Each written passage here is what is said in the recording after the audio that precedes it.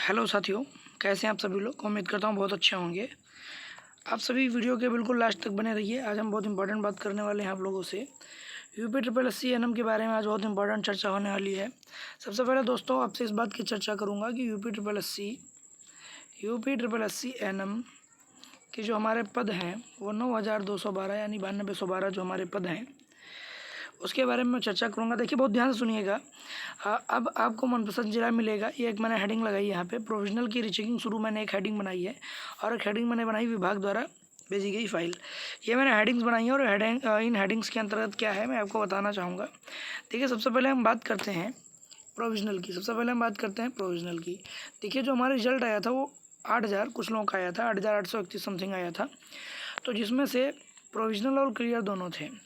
तो क्लियर वालों का तो बिल्कुल क्लियर है कि उनकी ज्वाइनिंग होगी, क्लियर वालों का बिल्कुल क्लियर ज्वाइनिंग होगी। लेकिन जो हमारे प्रोविजनल हैं उनका क्लियर नहीं था।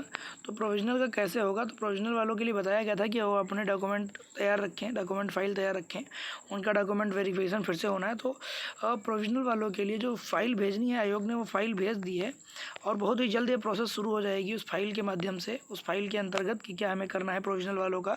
और प्रोविजनल वालों की प्रोसेस आप ये मान के चलिए कि 15 सितंबर से पहले, आप ये मान के चलिए 15 सितंबर से पहले प्रोविजनल वालों का काम स्टार्ट हो जाएगा। क्योंकि आप ये समझ के चलिए, आप मान के चलिए कि 15 अक्टूबर तक भर्ती आपको पूरी करवानी है विभाग को ना। और ये भी बोला गया है कि दिवाली से पहले भर्तियां पूरी कराई जाएँ, क्योंकि ये भर्तियां 100 दिनों वाली कार्य योजना के अंतर्गत आती थी। इस वजह से आप प्रोविजनल वाले बिल्कुल निसंदेह रहें, और आपकी जो है ये 15 सितंबर तक आप सबका रिजल्ट लगभग बिल्कुल क्लियर सही हो जाएगा। ठीक है। दूसरी चीज़ ध्यान से समझिएगा, प्रोविजनल की रीचेकिंग शुरू। रीचेकिंग का मतलब यह है कि आप अगर प्रोविजनल में आते हैं तो रीचेकिंग का मतलब यह है कि आप जो डॉक्यूमेंट्स आपका वेरिफिकेशन हुआ था उसकी रीचेकिंग होनी शुरू हो गई है, बहुत जल्द या शुरू होने वाली है। अभी मान चलिए शुरू हो चुकी है। आपकी रीचेकिंग होगी, आपके डॉक्यूमेंट्स की, आपके डीवी की फिर से रीचेकिंग होगी कि आखिर क्या गड़बड़ था जिस वजह से आपका प्रोविजनल कर दिया गया, क्लियर नहीं कर दिया गया वो, और दोबारा रीचेकिंग होगी। और आपका अगर बिल्कुल क्लियर है, बिल्कुल सही है, तो में भी हो सकता है कि आपका रिजल्ट ऐसे ही क्लियर कर दिया जाए, दोबारा डीवी किए बिना आपका रिजल्ट हो सकता है दोबारा ऐसे ही क्लियर कर दिया जाए अगर आपका रीचेकिंग बिल्कुल क्लियर निकलता है, बिल्कुल सही निकलता है। ठीक है।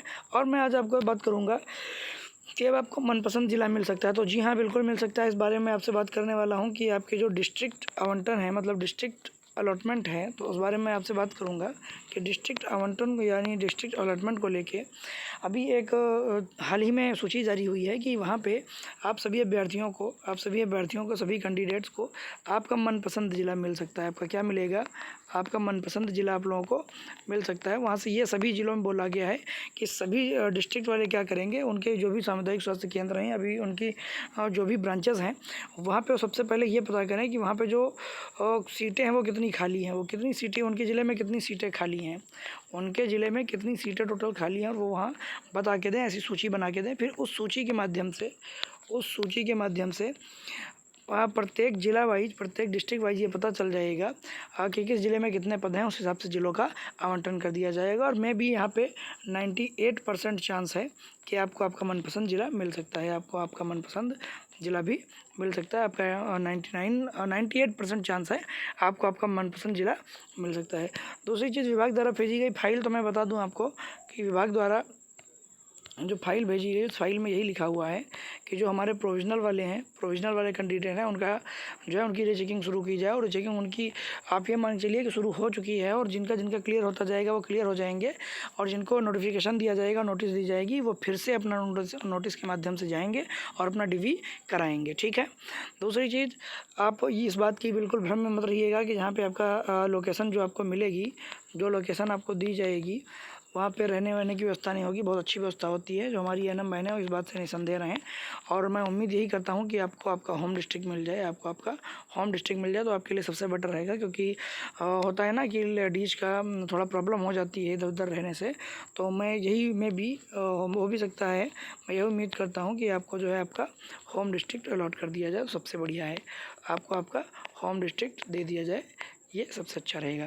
दूसरी चीज़, मैं सभी एनएम बहनों से ये आग्रह करना चाहूँगा कि आप अपना bank account detail bank account detail बिल्कुल तैयार रखें, आपका आधार, आपका पैन ये बिल्कुल तैयार रखें, क्योंकि जब आपका वहाँ पे सिलेक्शन होगा तो वहाँ आपसे लिया जाएगा, ठीक है। और बाकी जैसे हमें अपडेट मिलती है मैं आपको बिल्कुल बताता रहूँगा। बाकी हमारे चैनल से हमेशा जुड़े रहें, मैं आपको ऐसी खबरों से, ऐसी अपडेटों से अपडेट कराता रहूँगा। Thank you everyone, have a great day.